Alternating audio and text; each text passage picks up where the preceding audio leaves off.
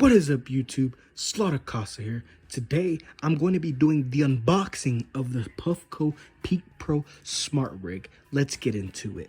Let's get right into it, guys. I'm so fucking excited and hyped for this shit, man. I cannot fucking wait. And like I said, it's going to bring out every single aspect of you guys's. So all you have to do is slide that bad boy out. And ta-da! It's the Peak Pro, my guys.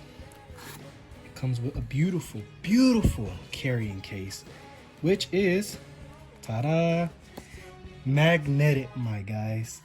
Yes, so what comes in here, it comes the actual Puffco Peak Pro unit itself, a beautiful dab tool, comes with some cleaning tools for hidden compartment, and it comes with a charger, which is nice. And I'm pretty sure this is the tether which connects into here.